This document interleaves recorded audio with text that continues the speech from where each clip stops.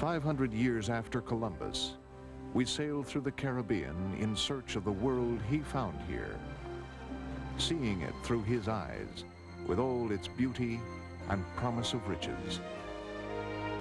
We travel through time and space, hunting for the meaning and the legacy of the first encounter between two worlds.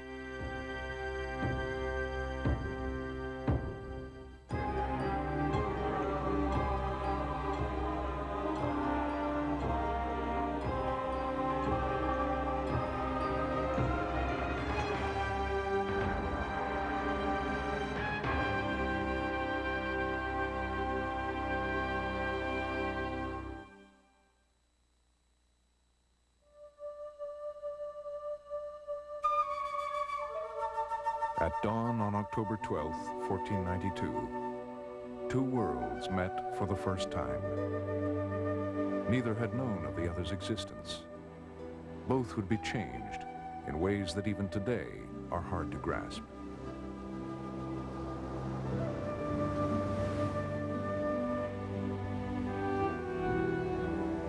Our knowledge of the encounter comes from a single source: the ship's log of a man who was thousands of miles from home in an unfamiliar land, Christopher Columbus. No sooner had we concluded the formalities of taking possession of the island than people began to come to the beach, all as naked as their mothers bore them.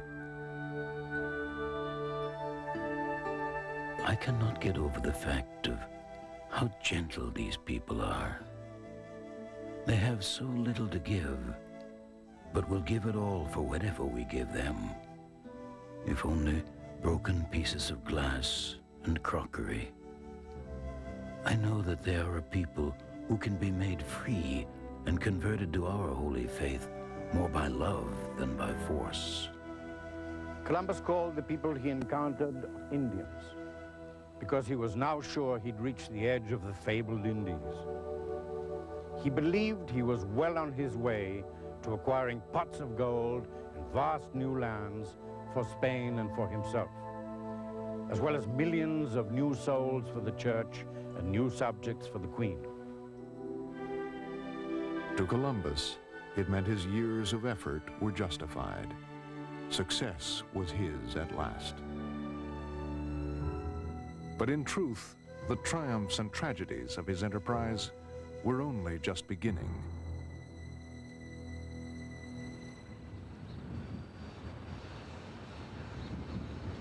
"500 years after the first encounter, the ship Westward prepares to follow in Columbus's wake. In Miami, food and equipment are brought on board for a voyage which will trace Columbus's route through the New World.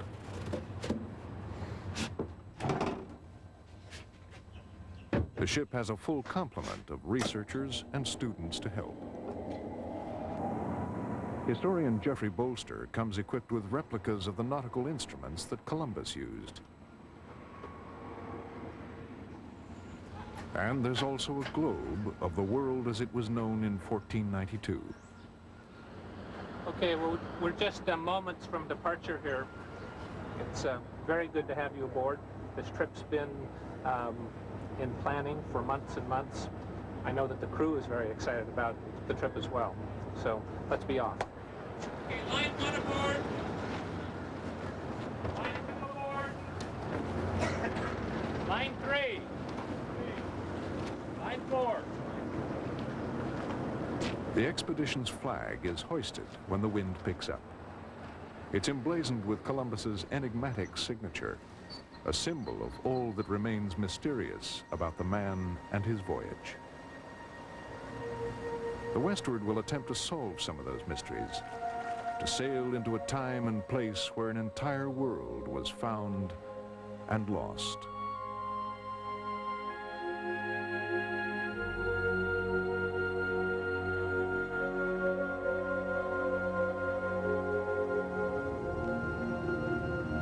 With the help of a seaplane, the expedition confronts the first question: where did Columbus actually land?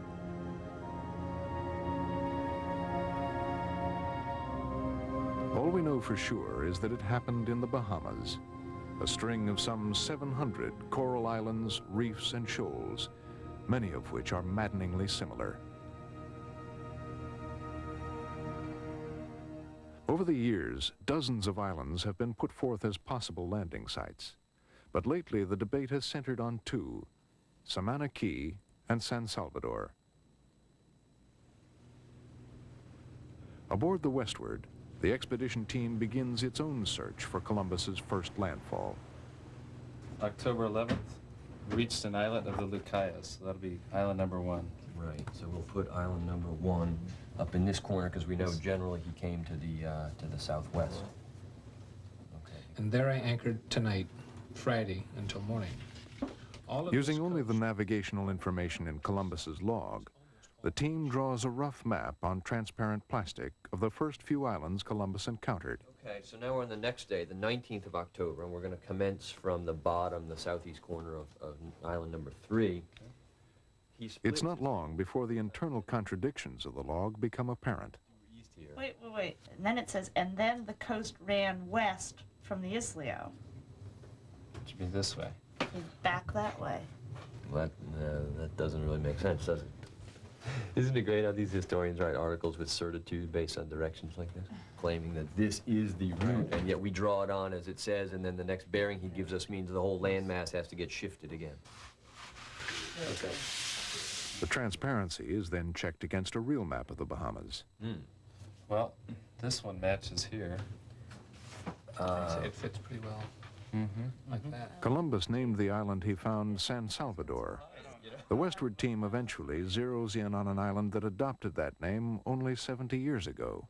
The rough approximation seems that San Sal is San Sal, that Rum Key is Santa Maria Concepcion, that Long Island, and possibly... I think it seems pretty plausible. So Samana Key seems to shift it all too far south.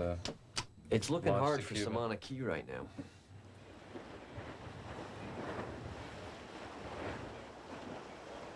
After a 3-day sail from Miami, the Westward arrives at the island that now calls itself San Salvador.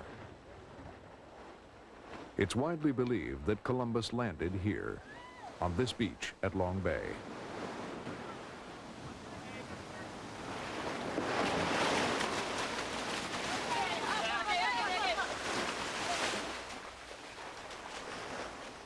A cross has been erected to mark the spot.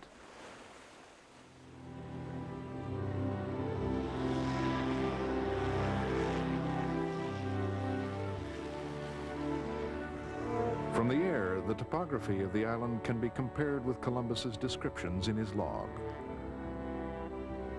He wrote that San Salvador was very large, flat, and green. It had a well-protected harbor and many bodies of water in the center. He also described a peninsula that looked like an island because it was cut off by shallow water. Approaching the island at the height of the mast of the Santa Maria gives a sailor's eye view of chalky white cliffs. Did these same cliffs reflect the moonlight on the night of discovery?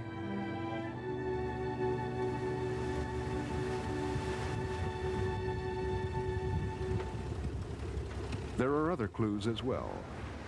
Archaeologist Charles Hoffman is an expert on the Bahamas. For years, he and others have been finding Indian remains on San Salvador. But in a 1983 expedition, he made a dramatic discovery just beyond the beach at Long Bay. Columbus reports, in his journal, that he traded to the Indians green glass beads and amber glass beads, little tiny seed beads, they're called. This is a little glass bead. We found green glass and we found amber glass beads. And we have found that the leads in the beads were mined in Spain. Hoffman's team also recovered a tiny piece of pottery which seems to have come from Europe. Buckles made of metals not found in the Bahamas. And still more.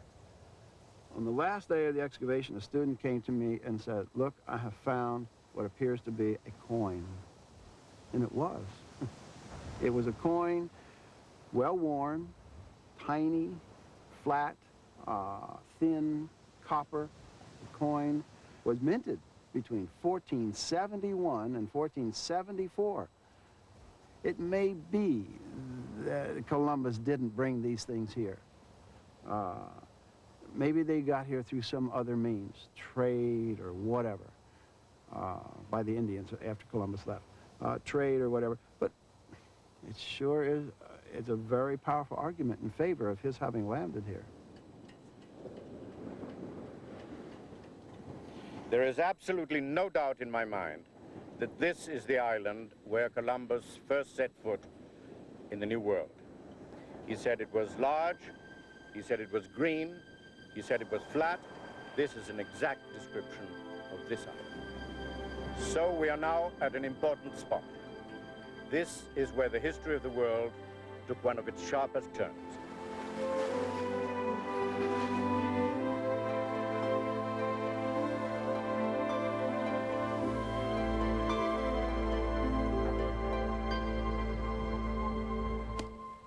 Today, San Salvador is a quiet place. Let it shine over San Salvador. I'm gonna let it shine. The islanders get by with subsistence farming, a little coastal fishing, and a small share of the Bahamian tourist trade.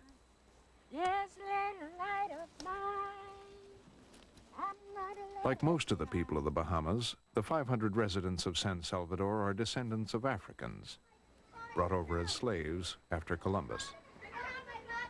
Not a single islander is a descendant of the Arawak people who greeted him. The memory of when the Arawaks lived on these islands survives only in Columbus's words.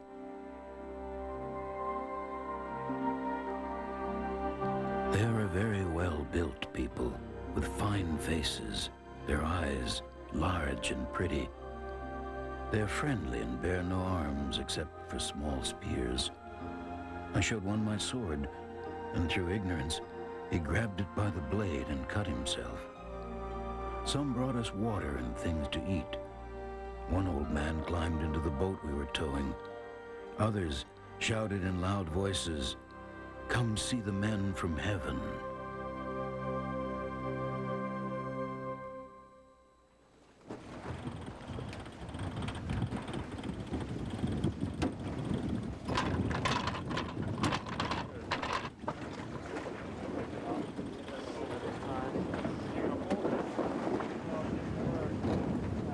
Columbus left San Salvador after only 2 days.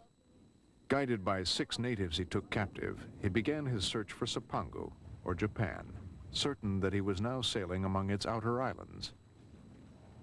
His exact route, like his first landfall, is subject to debate. But most theories agree he sailed past Crooked Island, which he named Isabella. We left Crooked Island early this morning at 4 o'clock. It is Columbus's Isabella, and he left at 12 o'clock at night. He sailed from there at about 6 knots average, and that's about what we're doing now. Here's what he says.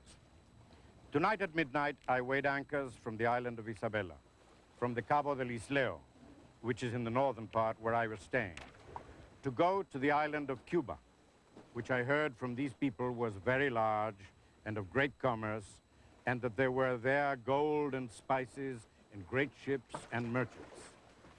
And I believe so, because I believe that it is the island of Cipango, of which marvelous things are told.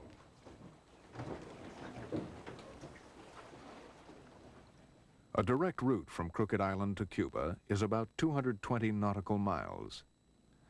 But Columbus traveled along the Ragged Islands, no doubt following the course an Arawak canoe would take. He approached the coast on Sunday, October 28th.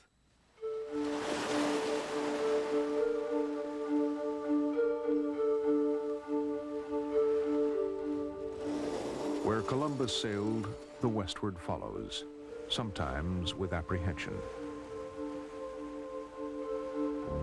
For the crew, Cuba is shrouded in almost as much mystery as it was for Columbus. American ships are a rare sight in these waters, and no one is even sure whether word of the westward's mission has reached the local authorities. Llamada general del yate Westward, llamada general del yate Westward. Que me oiga, que me conteste adelante.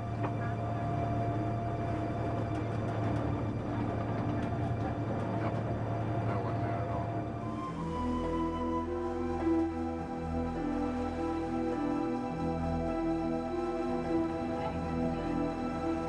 Where that yellow building is.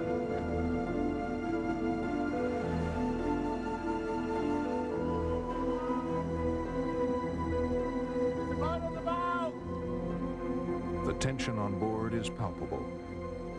But as it turns out, the Westward has been expected after all. A fishing boat from the town of Gibara is sent out to guide the ship into the harbor.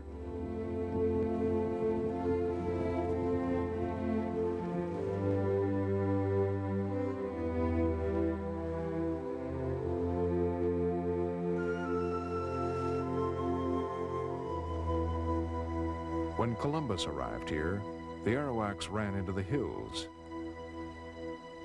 But today, there's a warmer reception.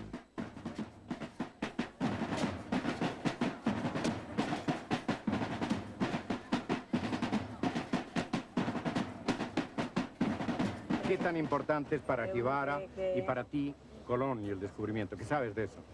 Colón desembarcó Cuba, es muy bonito. Dijo que Cuba era muy bonita, ¿no? Sí. Eso es. Y aquí vives tú, qué suerte, ¿no? Aquí Gibara. Bueno. Under fading revolutionary murals, Gibara goes about its business. It's a sleepy provincial town with about as much importance to the surrounding area as the Arawak village Columbus found here. It was hardly the fabulous city of the Orient he expected. No ivory and alabaster towers, no marble jetties, no temple bells, silver trumpets, or bronze cannons. Nevertheless, after a few days, Columbus convinced himself that Cuba, if not Japan, might be China. Hoping that the Chinese emperor, the Great Khan, was nearby, he sent some men inland as an embassy, complete with a Latin passport and a letter of introduction from Ferdinand and Isabella. The embassy was headed by Luis de Torres, who was the interpreter of the expedition and who spoke Hebrew and Chaldean and Arabic. He was a convert. And in the embassy went Rodrigo de Jerez, a sailor who had acted as an emissary to an African king and therefore had diplomatic experience. The embassy traveled inland and went to a great village of 50 houses and 1,000 people, but of course it was not the kind of city that Columbus wanted to find. Nevertheless, they had a great time. They were well received, they were given presents, they sat them on special chairs, they kissed their hands and their feet. They thought they came from heaven. And on the way back with many of the people from the village, they saw something very important. Later, the event was described by the Spanish historian Bartolomé de las Casas. These two Christians found on their way men with certain herbs in order to take their smoke. Having lighted one part of it, by the other they suck and receive smoke inside with the breath. They become benumbed and almost drunk, and it is said they feel no fatigue.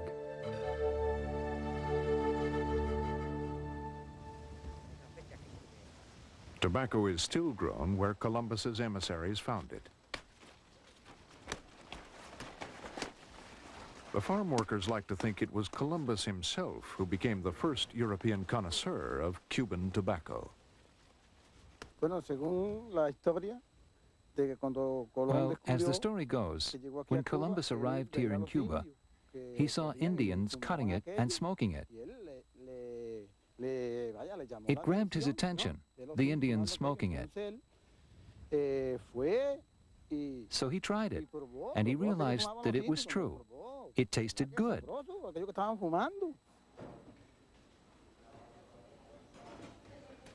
In the Gibara town square near where Columbus anchored, a factory is making cigars, mostly for export to Russia.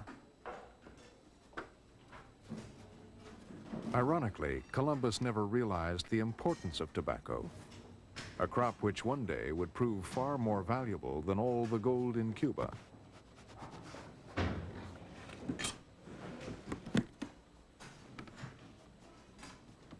On the night of November 2nd, still convinced he was in China, but baffled by the lack of cities, Columbus tried to locate his position. You know, the chart says we're 21 degrees, 6 In the minutes same north, harbor, and the crew of the Westward has no difficulty determining its latitude, even when using replicas of Columbus's navigational instruments. yeah, that's 22. 22. You can take that. Columbus got a different reading. Worse yet, his confusion was fundamental. His concept of the world had run aground on a surprise continent, as demonstrated by this replica of a 15th century globe. It was built in 1492. We don't know whether Columbus ever saw it. It's unlikely, but it certainly represents the extent of general knowledge at that time. As you can see, this is a very good map, quite recognizable in every way. Here is Spain, here is England, here is the Mediterranean with Italy and Greece, here's Asia Minor, the Black Sea, Greater Asia, running all the way over here, and arriving at the Atlantic, which is the only real problem of this map. Only the Atlantic stands between Asia and Europe. So knowing from the log that he first landed in a group of small islands and he then proceeded to a much larger coast, Cuba, where we are now, it makes really perfect sense that he would have assumed that the Bahamas correlated to some of these small ones, and he had then come to Cipangu, which is why he asked these Indians, where was the Khan? Where were the great fleets of junks? Where were the pagodas? He got right where the map said he should be. With our perception of the world, we trust our charts, we trust our instruments, and we would have totally agreed with him.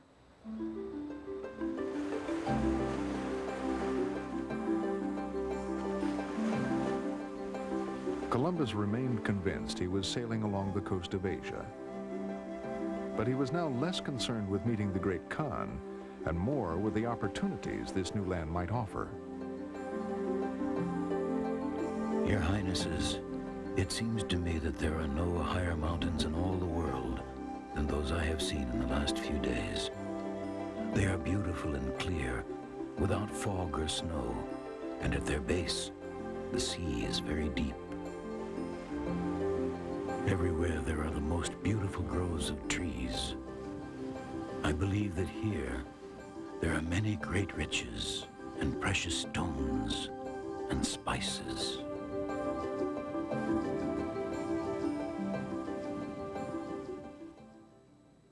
To find these riches, Columbus headed east, where it was said people gathered gold on the beaches. But changing winds forced him offshore and then back to Cuba. When the winds changed again and became more favorable, the Pinta suddenly sailed off on her own.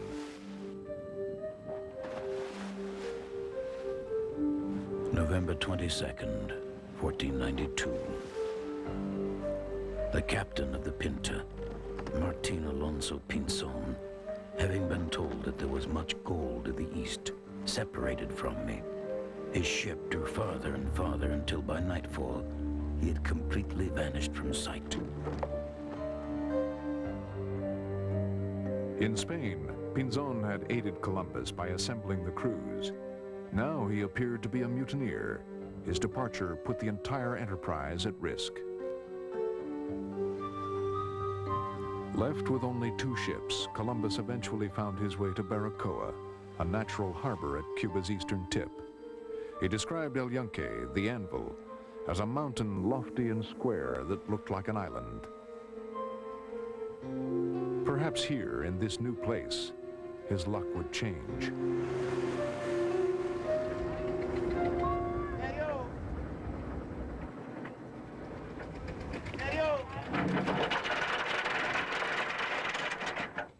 Columbus sailed in here pretty much as we did. He hugged the northwest point of the harbor and dropped his anchor inside. He noticed immediately that this was surely the most thickly populated and most developed point he had found yet. There were many houses, smoke coming up from them. There were many trees, some of them pines. The land was well cultivated. It was developed. He thought this is the place to build a city and a fort. But, he said, only for good Catholic Christians. He pointed out that the end and the beginning of his enterprise was the glory of the Christian faith. Along with finding a new route to the Orient, spreading Christianity was one of Columbus's primary intentions. All along the coast, he planted crosses, taking possession of the land not only for Spain, but also for Christendom. Tradition has it that this is one of those crosses, preserved throughout the centuries in the town parish.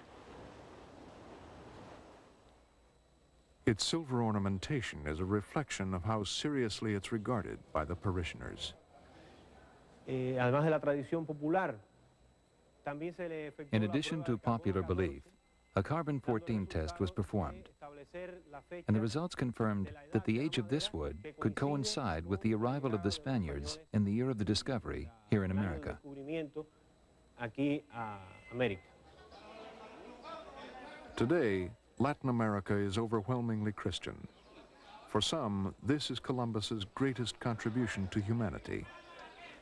But for others, it's a legacy of religious intolerance.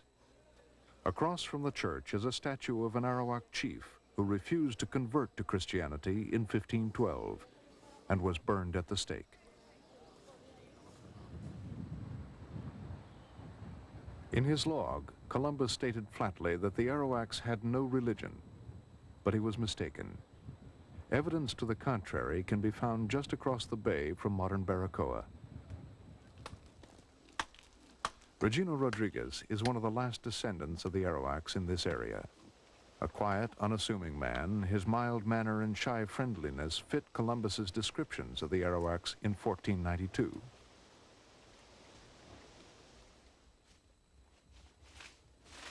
This morning, he leads the way to a place he usually shares only with family. A cave, which may have been a religious site. At first, your eyes glide over the rock and see nothing.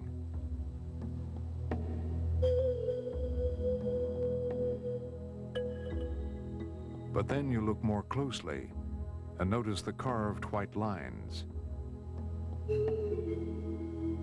Rodriguez proudly points them out to the children.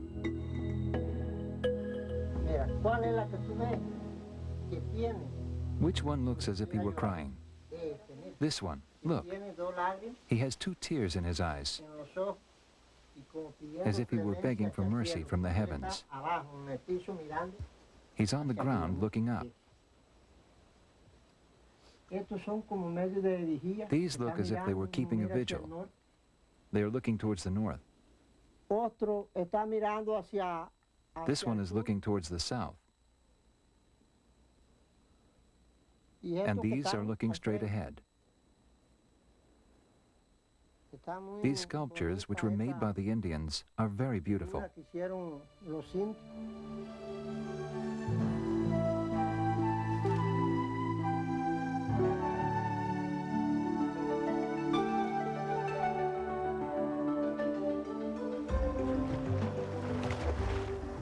Other echoes of Cuba's pre-Columbian past can be found here. The Arawaks were great fishermen.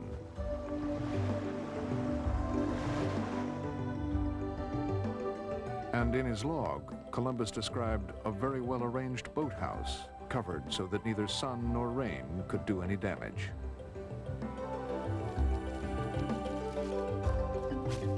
Today, Cubans here use the same materials in much the same way.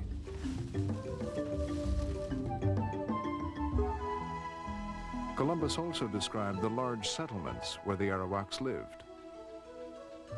All are built of beautiful palm branches. Inside, they're very well swept and clean. The furnishings are arranged in good order. They're constructed like pavilions, very large, and look like royal tents in a campsite without streets.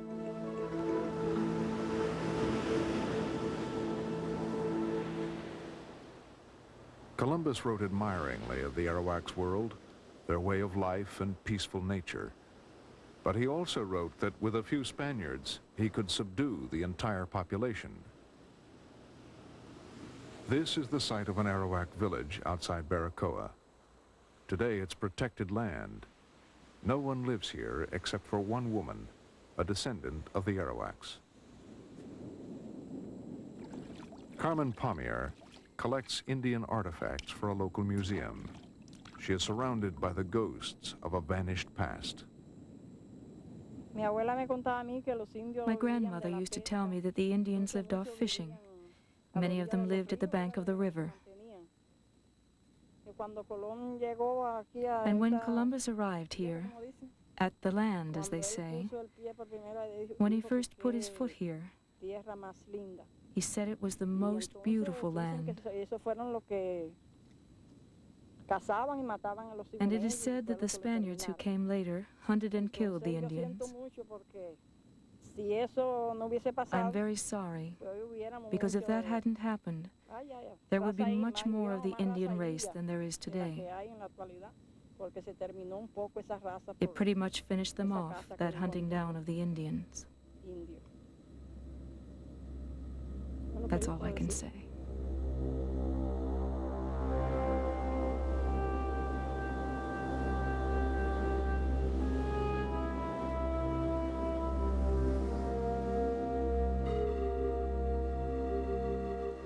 In the years of colonization that followed Columbus's first voyage, the Arawaks were forced to provide food, tribute, and labor to the Spanish.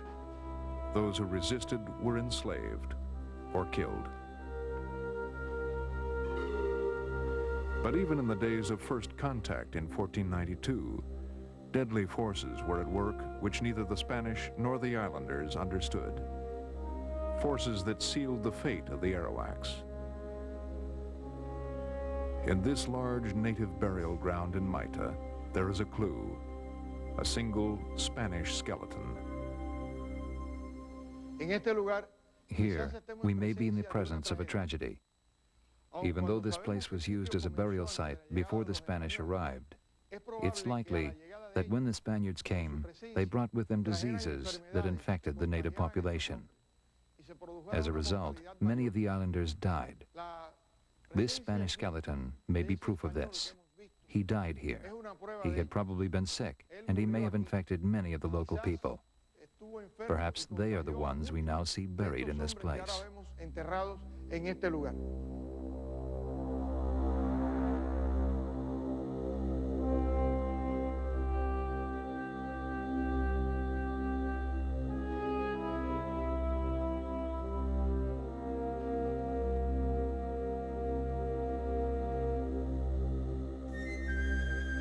The Arawaks had no immunities to European diseases.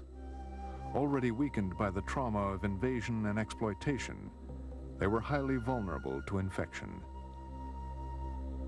Within only 50 years of Columbus's arrival, the Arawak population was virtually destroyed.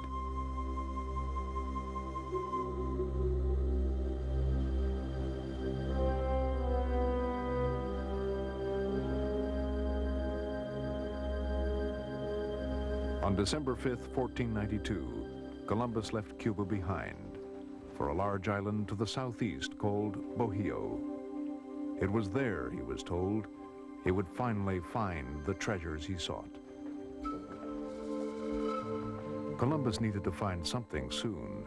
All he had seen so far was a group of beautiful islands with a small population of poor natives.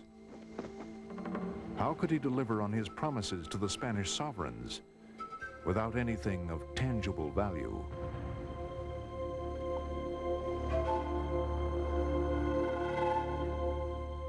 From Cuba, Bohio was a day's sail away. Columbus renamed the island Hispaniola, now home to Haiti and the Dominican Republic.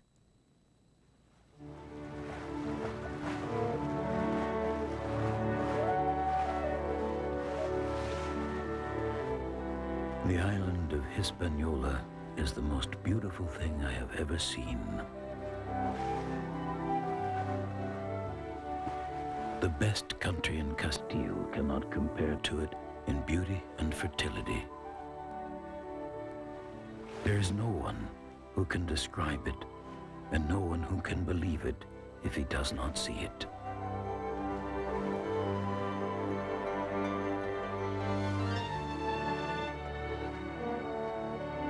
After a few days' sail, Columbus arrived in Akul Bay to a spectacular welcome.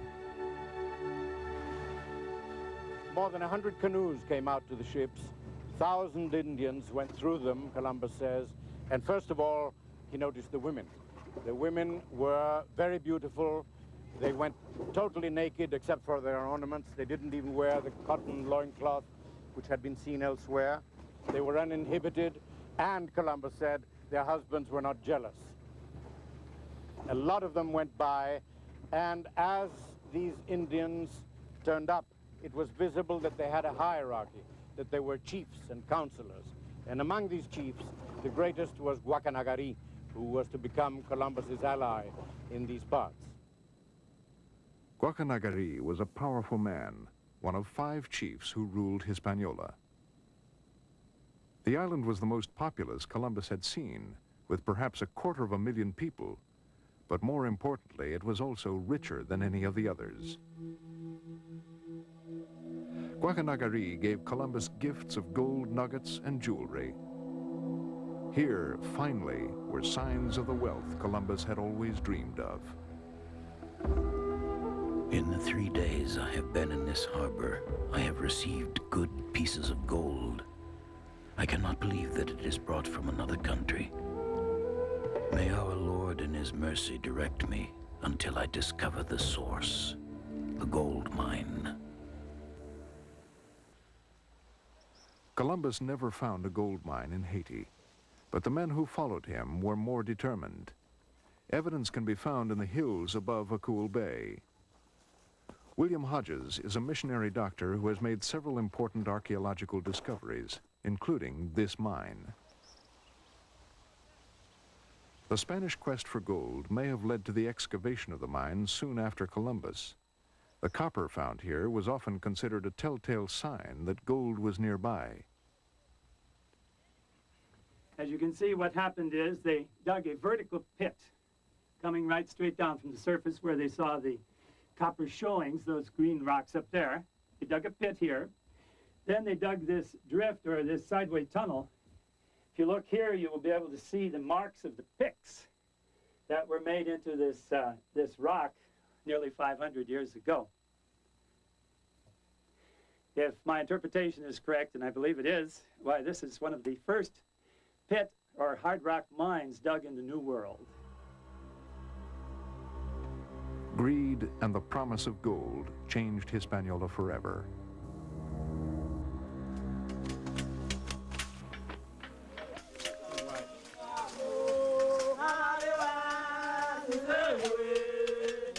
The island became the first place in the Americas to be colonized by the Spanish, and the first place to which African slaves were brought. Today's Haitians are their descendants.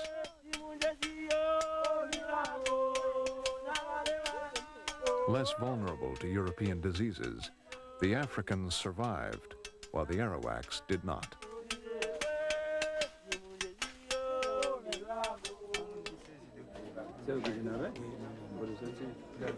In his clinic near Akul Bay, Dr. Hodges treats the ailments of the local residents. But he has also studied the medical history of Hispaniola back to Columbus. Columbus, after he got home on the first voyage, he said that he had no disease. But surely there was an exchange of diseases, because after all, those men who came on the first voyage had intimate contact with the Indians of this island, certainly. They were interested in the women. They had sexual contact with them, undoubtedly. There's even reports of the treatment, for instance, of Pinzon, who was the captain of the Pinta, of what appears to be syphilis.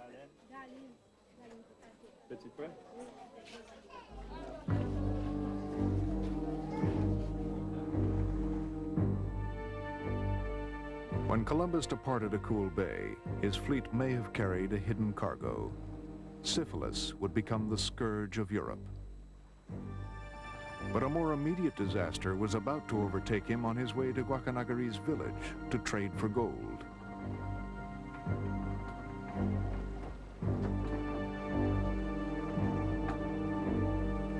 Tuesday, December 25th, 1492. I decided to lie down because I had not slept for 2 days and 1 night. Since it was calm, the sailor, who was at the helm, left the steering to a ship's boy, a thing which I have always expressly prohibited. The ship went upon the reef so quietly that it was hardly noticeable. I jumped up instantly. No one else had yet felt that we were aground. I ordered the mast cut and the ship lightened as much as possible. But she settled more and more to one side. Then the seams opened. I could not save her.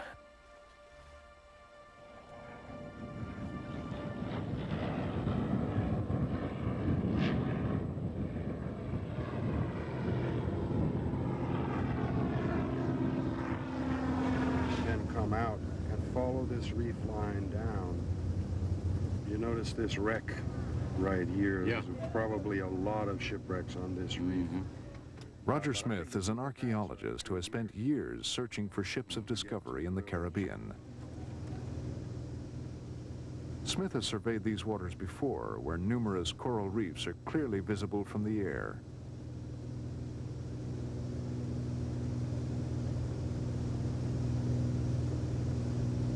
It was through this bay that the Santa Maria sailed on her way to Guacanagari's village on Christmas Eve. After studying the area, Smith has come to suspect that the Santa Maria drifted from the deep channel and foundered here on this reef 5 centuries ago.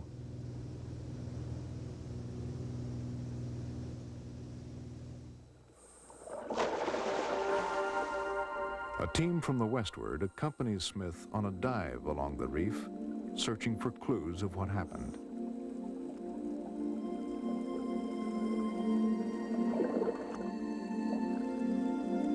Only a major effort, lasting months, would have any hope of finding some trace of the ship.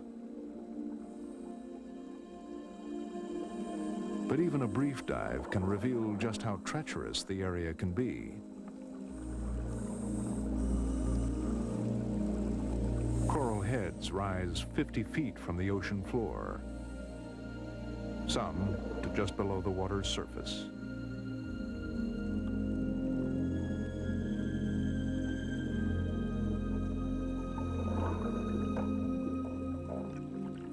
On a calm night like the one Columbus described, there would be no hint of the danger lurking beneath the waves.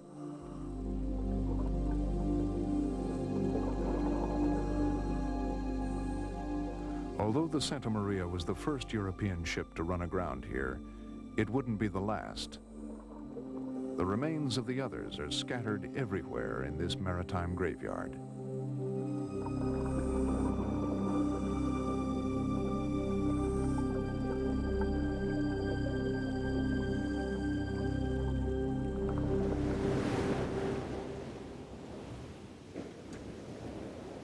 On Christmas Day, 1492, Columbus, desperate for help, summoned Guacanagari from his village. Here on this sandy spit is where Columbus, with the help of his friend Guacanagari, tried to turn the disaster into an advantage. He caused a fort to be built here with the timbers of Santa Maria. And Guacanagari lent him his greatest canoes and houses in his village to put away everything that was to be salvaged from the wreck. Columbus made an artillery demonstration. He sent a shot through the side that was left of the Santa Maria. And he cemented his friendship with Guacanagari. He gave Guacanagari clothes, even a pair of gloves, and the chief walked up and down the beach with his gloves. It's what he loved best. Almost 300 years later, the French built a fort in the same area, overlooking the bay. Some historians believe that the remains of Columbus's fort lie buried beneath these ruins. Columbus called the fort La Navidad, the Nativity, and left 40 men here.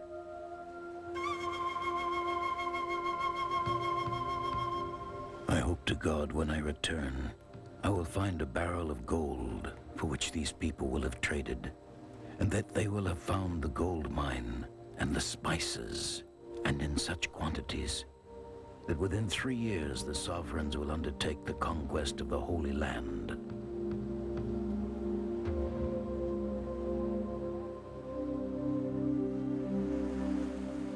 With the Pinta off on its own, Columbus now had only one ship, the Niña.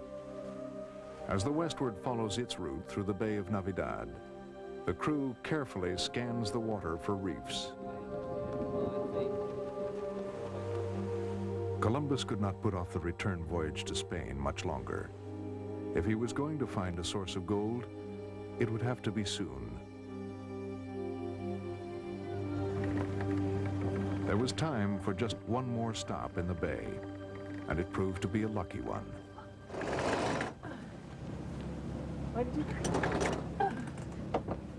This is where the Rio Yaque del Norte flows into the sea.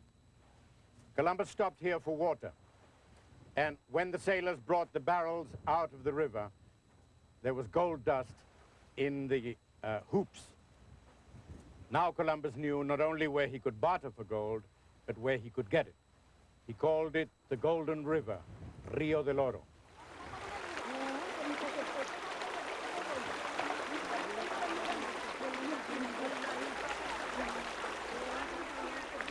Today, people still pan for gold in the Rio del Oro and the other rivers that run through Hispaniola's central region. Eventually, Spain would extract a vast amount of gold and silver from the Americas, but only after Columbus's time, and mostly on the mainland. The gold that Columbus hoped to find everywhere in the islands was in relatively short supply, and what was here was not always easy to get.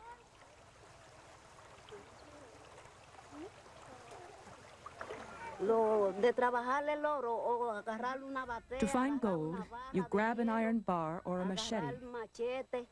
You dig into the ground and dig up some earth. Then you pan. Over there you can find it quickly, but here you might spend the whole day panning and not find anything. 500 years ago, however, there was enough to convince at least one man that the riches of the Orient were finally within his grasp.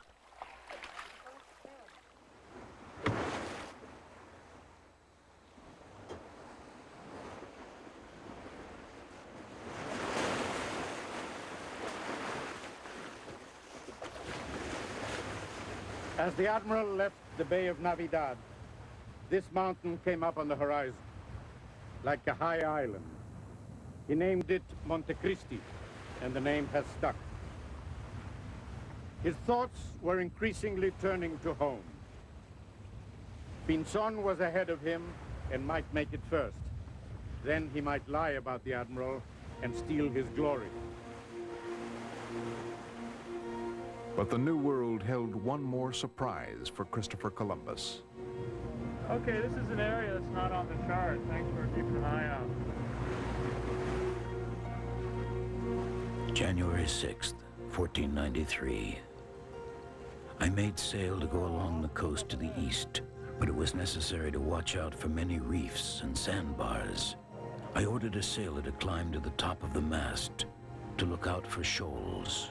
Off the starboard side, how far out do they come? He saw the Pinta approaching from the east.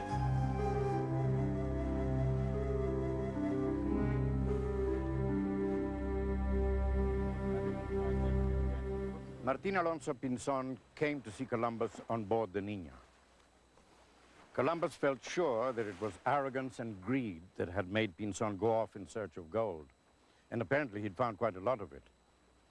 Nevertheless, Columbus decided to forgive his runaway captain, and their differences were laid aside, at least for the moment. Both men realized that they needed each other.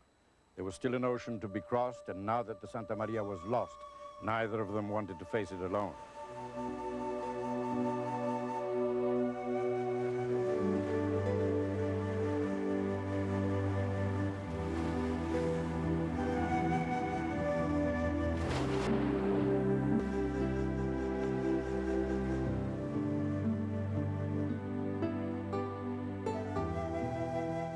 And so the fleet left this extraordinary world behind, carrying the news of great riches and a gentle people.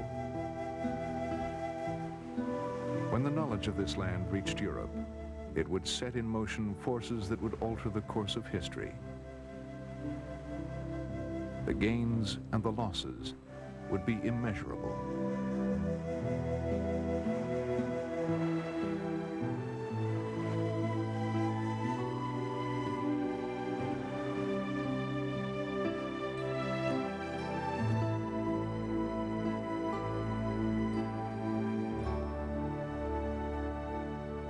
The voyage back was so difficult, Columbus could easily have failed and his discovery gone unrecorded. It took all his skill to find the westerlies to take him home, to survive ferocious winter storms, and to avoid arrest by the Portuguese. But on April 15th, 1493, Columbus reached Spain in triumph.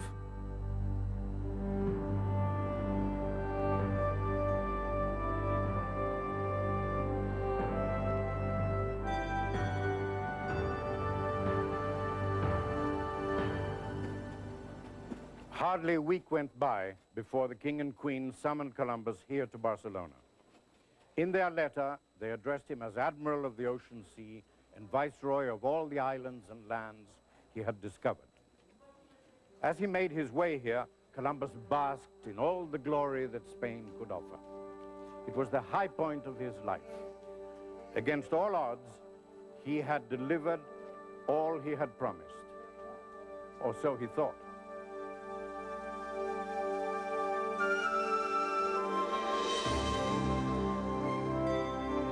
At the palace, Columbus formally presented what he believed were the riches of the Orient.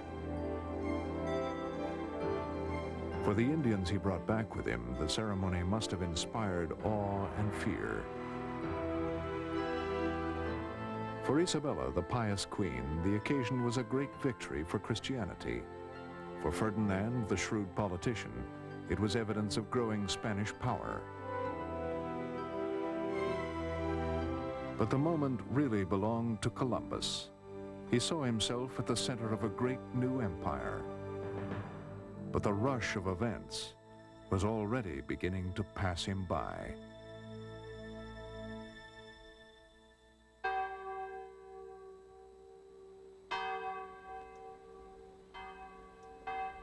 Word of the new land spread across Europe, but nowhere did the news have greater impact than in Rome.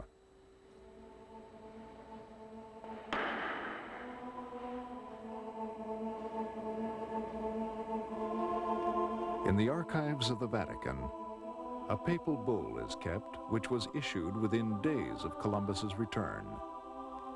Addressed to Ferdinand and Isabella, it mentions Columbus by name.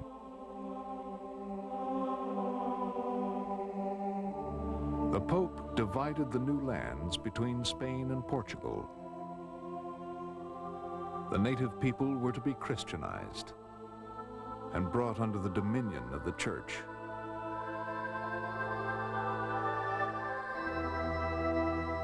But the Pope was not only interested in souls. According to tradition, the gold Columbus brought back from his first voyage was used to gild the ceiling of the Santa Maria Maggiore Church. The race to exploit the New World had begun.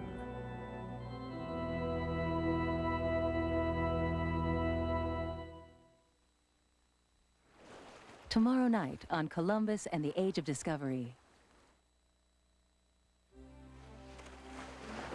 Columbus returned to the New World 3 more times. He took with him Christianity and conquistadors, as well as animals, crops, and European diseases. All would transform America. Meanwhile, what Columbus took from the New World back to the Old would change history. on the next Columbus and the Age of Discovery.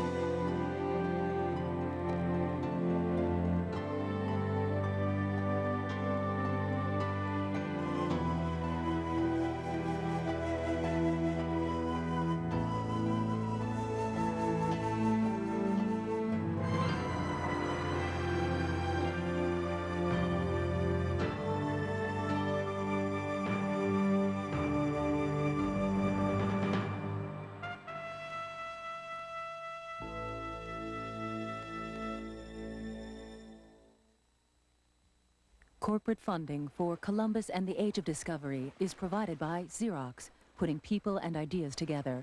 Scanning, faxing, copying, printing. Xerox, the document company. Additional funding provided by the National Endowment for the Humanities. Potent weapons that destroyed ancient cultures and created a new people.